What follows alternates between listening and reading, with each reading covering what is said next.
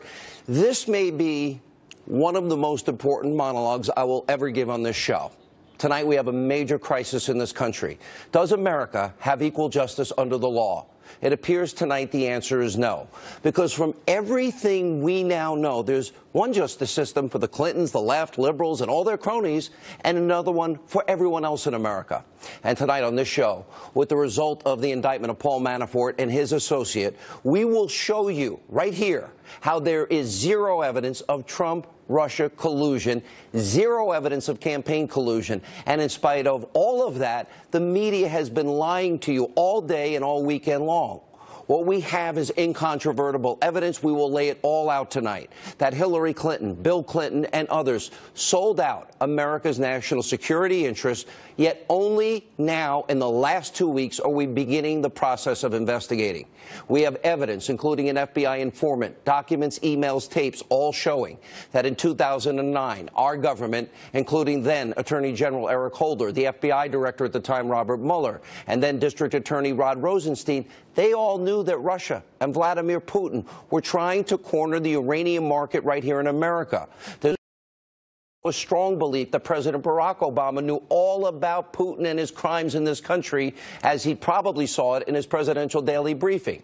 This is news, information, and truth I promise you can't get anywhere else in the media. And that is tonight's ever-important breaking news opening monologue.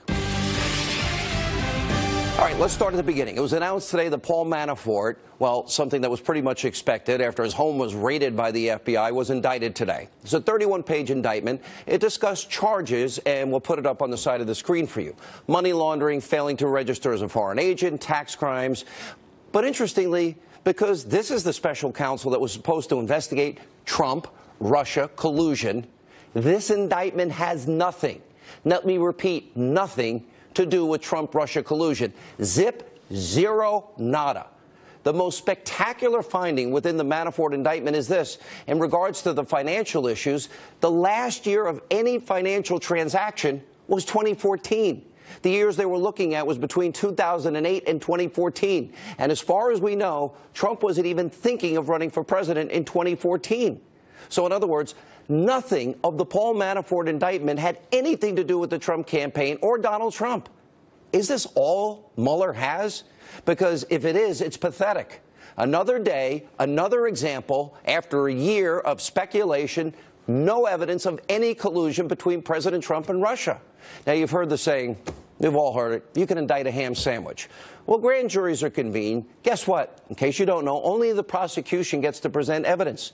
The defense gets zero opportunity whatsoever to present their case. The legal standard before a grand jury is much lower. They must be convinced probable cause. Okay, but in a court of law, the criminal standard is a jury of your peers beyond a reasonable doubt, a massive distinction. And it's a out that this grand jury was impaneled in Washington, D.C. Let's see, one of the most liberal cities in America, where over 90% of the people there voted for Hillary Clinton. Mr. Mueller, do you think that's fair? Now, here's what Paul Manafort's attorney said earlier today. For the first time, they speak out. Listen. That President Donald Trump was correct. There is no evidence that Mr. Manafort or the Trump campaign colluded with the Russian government. Today, you see an indictment brought by an Office of Special Counsel that is using a very novel theory to prosecute Mr. Manafort regarding a FARA filing. The United States government has only used that offense 6 times since 1966 and only resulted in 1 conviction. 6 times since 1966, 1 conviction. So like every American, Paul Manafort, he deserves what we all deserve, the presumption of innocence. However, he is being tried tonight and convicted in the court of public opinion by what is an abusively biased, Trump-hating media. Also, as part of the news that came out today, George Papadopoulos, he admitted, okay, he lied to the FBI. I think he's 29 years old. Now, I knew everybody in the Trump campaign. I never heard about Papadopoulos until today. And I think I knew everybody. Now, the White House says he was a volunteer, and it seems that Papadopoulos, on his own, was trying to create an anti-Clinton Russian dossier, like the Fusion GPS, Hillary DNC, President Obama-funded dossier, and he wasn't successful. So now that we have no Trump collusion, here's what we do have tonight. This is what the media will ignore. This is what matters. These are the facts. This is where the evidence comes in. What did President Clinton or President Clinton wannabe, President Obama, and key members of the administration, what did they know about the Uranium One scandal?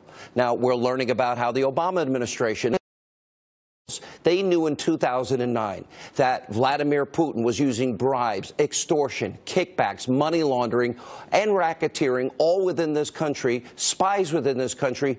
Nothing was done to stop it. We have incontrovertible evidence that all involved tried to cover this up. They put a gag order on the one FBI informant that knew everything to prevent the truth from getting out. Now it's getting out. We have incontrovertible evidence that the Clintons benefited in a massive, huge financial way because of this corrupt Uranium One deal. We know Bill Clinton doubled his speaking fees in Moscow while giving a speech to a bank that, interestingly enough, had a financial interest in Uranium One. Bill Clinton also tried to get State Department permission, his wife's State Department, to meet with Russian nuclear officials during the time of the Uranium One deal, and he eventually ended up sitting down with Vladimir Putin himself. And as the author, Peter Schweizer, writes about in his best-selling book, Clinton Cash, the Clinton Foundation got $145 million in kickbacks from people that directly benefited from that deal. We have incontrovertible evidence that Putin and his spies and his thugs were actually successful because he eventually got 20% of America's uranium, the foundational material for nuclear weapons. This is beyond insanity and inexcusable. Hillary Clinton, Bill Clinton, the Obama administration allowed your national security to be compromised in what is an unprecedented way, and few in the media will touch this story. Major crimes were committed. They knew about it. They did nothing before the deal. Now, here's a simple question. We have to ask it.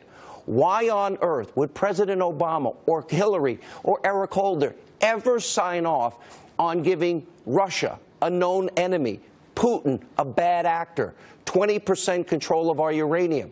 What did Obama get from this Uranium One deal? It never made sense. Now, we also have incontrovertible evidence that the Clinton campaign and the DNC, they paid Fusion GPS over $9 million, although nobody knows anything, and they hired a former British intelligence agent who then used current and former Russian government sources to produce this phony, fake, salacious news dossier that was full of lies, disinformation, and propaganda against Donald Trump. In other words, Clinton and the DNC funded the money to spread Russian lies and influence the election. They did it all because it is the very thing they're now accusing President Trump and his campaign of doing. They did it themselves. And we just found out this weekend, this new report from the Federalist, the headline: Obama's campaign paid $972,000 to the law firm that secretly paid Fusion GPS in 2016. Well, the same firm that the Clinton campaign, the DNC, used to pay Fusion GPS to create the fake news propaganda anti-Trump dossier that they then regurgitated all over TV. Now, we also have Robert Mueller and his band of big Democratic donors that work for him now, supposedly investigating Trump-Russia collusion. And as I predicted right here on this show, there is still no evidence